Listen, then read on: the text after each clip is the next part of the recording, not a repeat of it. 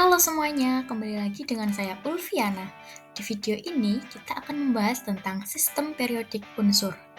Kita akan masuk pada sifat keperiodikan unsur.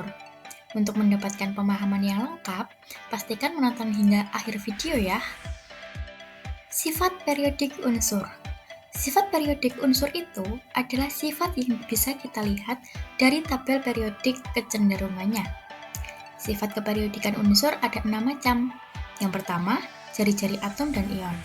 Yang kedua, energi ionisasi. Yang ketiga, afinitas elektron. Yang keempat, keelektronegatifan. Yang kelima, sifat logam dan non-logam. Dan yang keenam adalah reaktifan. Oke, kita bahas satu-satu mulai dari jari-jari atom dan ion. Jari-jari atom dan ion merupakan jarak dari inti hingga kulit terluar elektron. Jadi, logikanya, kalau misalkan kulitnya semakin banyak, maka jarak dari inti ke elektron terluar akan semakin jauh, atau berarti jari-jarinya semakin besar. Jika pada tabel periodik, maka dalam satu golongan yang sama, semakin bawah semakin besar karena semakin bawah semakin banyak kulitnya. Artinya, semakin banyak kulitnya, jari-jari atom semakin besar. Kemudian, dalam satu periode yang sama, semakin kiri jari-jari atom semakin besar, karena gaya tarik muatan inti semakin kecil. Untuk lebih mudahnya, saya buatkan pedomannya. Jadi, untuk menentukan jari-jari atom dan jari-jari ion, mengikuti ketentuan sebagai berikut. Pertama kali, lihat jumlah kulit. Semakin banyak jumlah kulit, semakin besar jari-jarinya.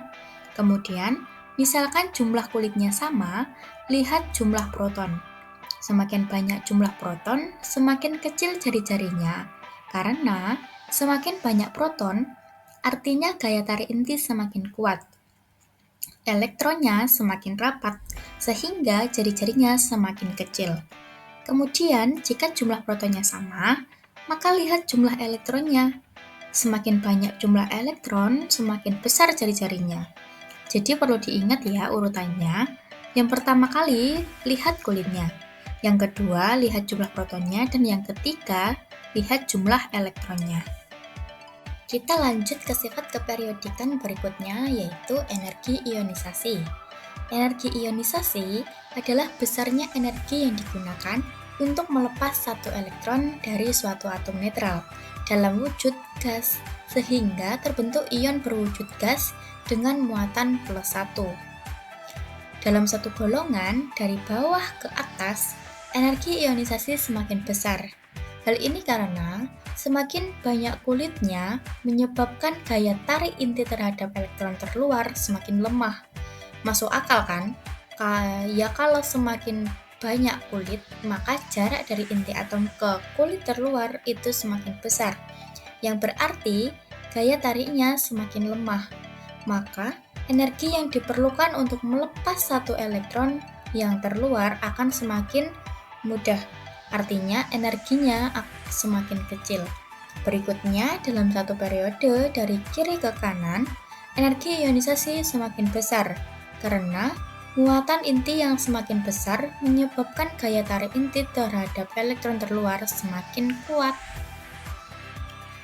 Yang berikutnya adalah afinitas elektron. Afinitas elektron adalah energi yang menyertai penambahan elektron pada suatu atom netral dalam wujud gas membentuk ion bermuatan -1. Oke, jadi afinitas elektron itu adalah kecenderungan suatu atom untuk menerima elektron. Kalau atom netral menerima elektron berarti menjadi ion. Semakin besar afinitas elektron, maka unsur tersebut semakin mudah menerima elektron, atau semakin mudah untuk menjadi ion negatif. Nah, di sini menurut tabel periodik ini, kecuali unsur-unsur golongan 2A dan 8A, berlaku kecenderungan sebagai berikut. Dalam satu golongan, dari bawah ke atas, afinitas elektron cenderung bertambah, karena semakin banyak kulit menyebabkan gaya tarik inti terhadap elektron terluar semakin lemah. Jadi logikanya seperti ini. Afinitas elektron kebalikan dari energi ionisasi. Kalau tadi energi ionisasi itu melepas elektron, kalau afinitas elektron ini kecenderungan unsur untuk menerima elektron.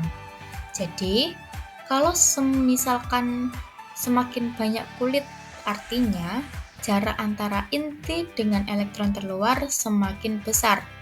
Kalau misalkan ada elektron dari luar mau masuk menempati kulit terluar itu, semakin susah karena gaya tarik intinya itu lemah. Artinya, afinitas elektronnya semakin rendah. Dan kalau misalkan semakin sedikit kulitnya, maka elektron terluarnya menjadi dekat terhadap inti, yang artinya gaya tarik inti lebih kuat terhadap elektron tersebut. Juga akan mudah sekali masuk ke dalam menempati kulit terluar. Kemudian, dalam satu periode, dari kiri ke kanan, afinitas elektron cenderung bertambah karena muatan inti yang semakin besar, menyebabkan gaya tarik inti terhadap elektron terluar semakin kuat, sehingga afinitas elektronnya cenderung bertambah. Nah, di situ ada kata kecuali 2A dan 8A. Kenapa? Hal ini karena pada golongan 2 dan 8A ini sudah stabil, sehingga susah untuk menerima elektron, sehingga kedua golongan ini dikecualikan. Sifat yang berikutnya adalah keelektronegatifan. Keelektronegatifan adalah kecenderungan suatu atom dalam molekul yang stabil untuk menarik elektron. Jadi, antara afinitas elektron dan keelektronegatifan itu mirip. Perbedaannya adalah kalau afinitas elektron itu atomnya sendirian atau atom bebas. Kalau keelektronegatifan itu atomnya dalam suatu molekul. Karena kemiripan ini, maka sifatnya juga sama. Kecenderungannya sama kecuali unsur atom 8A berlaku dari atas ke bawah. Keelektronegatifan cenderung berkurang. Dan dari kiri ke kanan, keelektronegatifan cenderung bertambah. Oleh karena itu, alasannya juga pun sama, yaitu karena muatan inti. Perbedaannya, kalau tadi afinitas elektron itu kecuali golongan 2A dan 8A, kalau keelektronegatifan itu kecualinya hanya pada golongan 8A. Oke, kita ke sifat berikutnya, yaitu sifat logam dan non-logam. Sifat logam dan non-logam terkait dengan kecenderungan atom untuk melepas elektron, untuk membentuk ion positif. Sedangkan sifat non-logam terkait dengan kecenderungan atom untuk menerima elektron, membentuk ion negatif. Nah, kecenderungannya yang seperti ini. Kalau logam ini semakin ke bawah, semakin besar, karena gini, kalau misalkan unsur melepas elektron itu akan lebih mudah kalau kulitnya banyak. Karena semakin besar jarak dari inti elektron ke elektron terluar, maka gaya tarik intinya semakin kecil, sehingga elektron lebih mudah lepas. Kalau lebih mudah lepas, semakin cenderung membentuk ion positif. Dan semakin besar sifat logamnya, nah, sedangkan dalam satu periode, semakin kiri sifat logamnya semakin besar.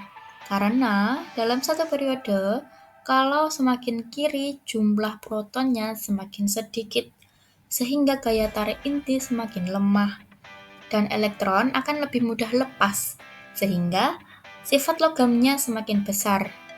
Untuk sifat non-logam, itu sebaliknya, karena sifat non-logam berkaitan dengan kecenderungan atom untuk menerima elektron.